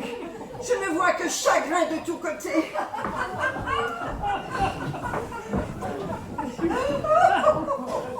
Et oui, madame, vous verrez la plus plaisante chose qu'on puisse voir. Et je ne crois pas que dans tout le monde, il soit possible de trouver encore un homme aussi fou que celui-là. Et puis, madame, il faut tâcher de servir l'amour de Cléante et d'appuyer toute sa mascarade. C'est un fort galant homme et qui mérite qu'on s'intéresse pour lui. Ça fait beaucoup de cas. Et il est d'une bonne fortune. Et puis, madame, nous avons ici un valet qui nous attend, que nous ne devons pas laisser perdre. Il faut voir aussi si mon idée pourra réussir. Là, des affaires ignorantes, hein. Et ce sont des choses que je ne puis plus souffrir. Oui, je vais enfin empêcher vos profusions. Et pour rompre le cours à toutes ces dépenses que je vous vois faire pour moi, j'ai décidé de me marier promptement avec vous. C'en est le vrai secret. Et ces choses-là finissent toujours avec le mariage. Madame, est-il possible que vous ayez pu prendre pour moi une si douce résolution? Ce n'est que pour vous empêcher de vous ruiner. Car sans cela, je vois bien qu'avant qu'il ne fût peu, vous n'auriez plus un sou. Que j'ai l'obligation, madame, aux soins que vous avez de conserver mon bien. Il est entièrement à vous, aussi bien que mon cœur, et vous en userez de la façon qu'il vous plaira. Ah bah, j'userai bien des deux. Voici. Oh, la figure en est magnifique.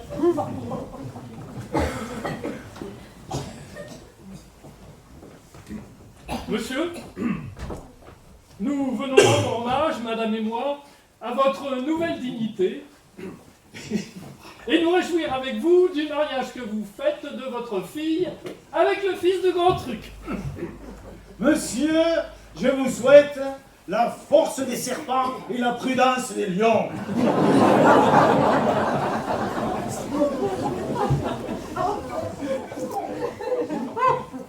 J'ai été bien aise d'être des premières, monsieur, à venir vous féliciter du haut degré de gloire où vous êtes monté.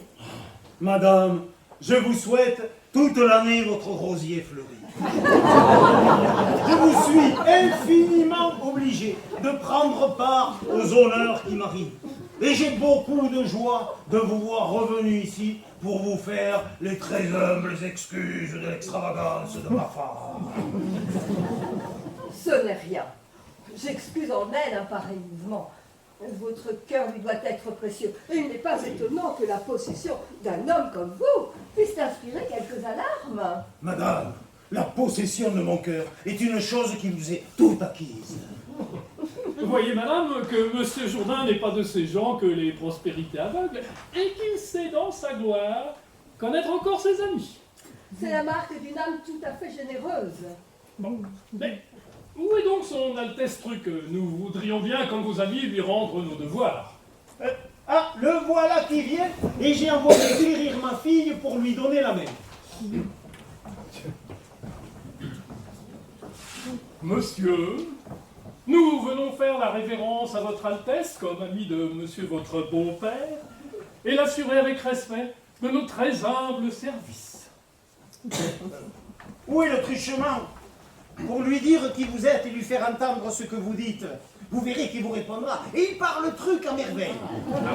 Oh là, où diantre est-il passé? Bon, allez. Strophe. Monsieur est un grand des seigneurs, et madame, une grande dame. Lui, Big French Mamamouchi. Et elle, Mamamouchi Française. Je ne puis parler plus clairement. Ah, voici l'interprète. Où allez-vous donc? Nous ne saurions rien dire sans vous. Dites-lui un peu que monsieur et madame sont des personnes de grande qualité qui lui viennent faire la révérence comme mes amis et l'assurer de leur service. Venez voir comme il va. Ah là. Ah Siboram. Ah la Bamen. Vous voyez? Kataleki Kibal Urin Soter Amalusham. Il dit que la pluie des prospérités arrose en tout temps le jardin de votre famille. Et je vous l'avais bien dit qu'il parle le truc. Hein? Ça serait admirable. Ah, venez ma fille, approchez-vous et venez donner votre main à monsieur qui vous fait l'honneur de vous demander un mariage. Oh mon père, comme vous voilà fait, est-ce une comédie que vous jouez? Non, ce n'est pas une comédie, c'est une affaire fort sérieuse et la plus pleine d'honneur pour vous qui se peut souhaiter. Voilà le mari que je vous donne. Je ne veux pas marier. Mais je le veux, moi qui suis votre père. Mais je n'en ferai rien. Ah, que de bruit. Alors vous dis-je, ça votre main. Non. Non, mon père. Il n'est point de pouvoir qui me puisse obliger à prendre notre mari que Cléon. Et je me résoudrai plutôt à toutes les extrémités que de...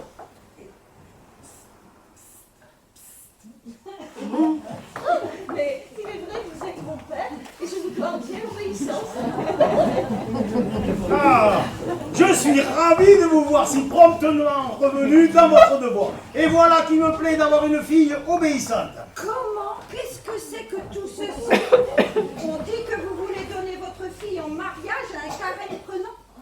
Voulez-vous vous taire? Vous voulez toujours mener vos extravagances en toutes choses. Il n'y a pas moyen de vous apprendre à être raisonnable. Mais c'est vous qu'il n'y a pas moyen de rendre sage. Et vous allez de folie en folie. Quel est votre dessein et que voulez-vous faire de cet assemblage? Je veux marier notre fille avec le fils du grand truc. Truc? Oui, faites-lui faire vos compliments par le truchement que voilà. Je n'ai que faire du truchement, je lui dirai bien moi-même à son nez qu'il n'aura point ma fille. Voulez-vous vous taire encore une fois? Comment, Madame Jourdain, vous vous opposez à un bonheur comme celui-là? Vous refusez son Altesse Truc pour gendre? Oh mon Dieu, monsieur, mêlez-vous de vos affaires. C'est une grande gloire qu'il n'est pas à rejeter. Madame, je vous prie aussi de ne vous point embarrasser de ce qui ne vous touche pas. C'est l'amitié que nous avons pour vous qui nous fait intéresser dans vos avantages. Eh bien, je me passerai de votre amitié. Mais voilà votre fille qui consent aux volontés de son père. Ma fille consent à épouser un truc. Elle peut oublier Cléante. Que ne fait-on pas pour être grande dame? Je l'étranglerais de mes mains si elle avait fait un coup comme cela. Voilà bien du caquet, je vous dis que ce mariage-là se fera. Et moi, je vous dis qu'il ne se fera point. Ah, que de bruit! Ma mère! Oh, allez, vous êtes une coquine. Quoi, vous la querellez de ce qu'elle m'obéit? Ben oui, elle est à moi aussi bien qu'à vous. Madame, Que me voulez-vous conter, vous? un mot. Je n'ai que faire de votre mot. Monsieur, si elle veut écouter une parole en particulier, je vous promets de la faire consentir à ce que vous voulez. Je n'y consentirai point. Écoutez-moi seulement. Non. Écoutez-le! Non. Il vous Je dira! ne veux point qu'il ne me dise rien. Voilà une grande obstination de femme. Cela vous fera-t-il mal de l'entendre?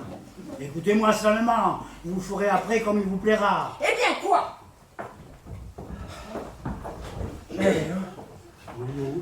Il y a 1 heure, madame, que nous vous faisons signe. Ne voyez-vous pas que tout ceci n'est fait que pour nous demander en vision de votre mari, et que nous l'abusons sous ce déguisement, et que c'est Cléante lui-même qui est le fils du grand truc, et moi, Conviel, qui suis le truchement. C'est là je me rends. Ne faites semblant de rien. Eh bien voilà qui, très bien, je consens au mariage. Voilà tout le monde raisonnable. Et vous voulez pas l'écouter. Je savais bien, moi, qu'il expliquerait vraiment ce que c'est que le fils du grand truc. Oui, il m'a expliqué comme il fallait et j'en suis satisfaite. Qu'on envoie quérir le notaire. Ah, voilà qui est bien dit.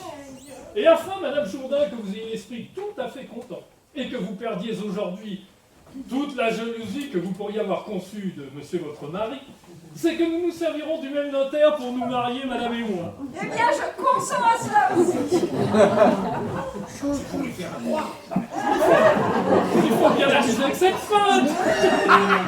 Oui, qu'on aille vite quérir le notaire. Tandis qu'il viendra et qu'il dressera les contrats, voyons un peu notre ballet et donnons-en le divertissement à son Altesse Truc. C'est fort bien avisé, allons prendre nos places. Et Nicole? Nicole je la donne autrichement. Et ma femme, à qui la voudra, hein.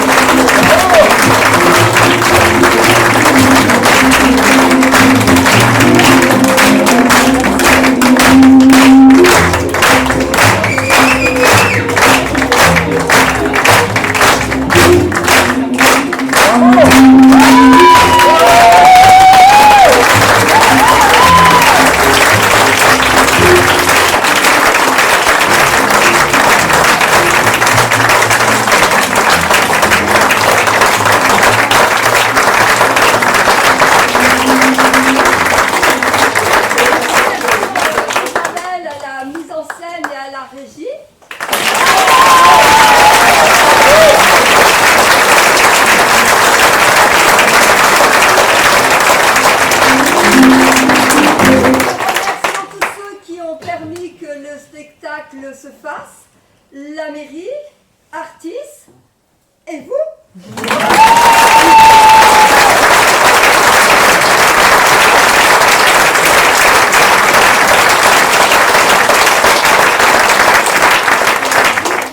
Et là, le renouveau de la salle.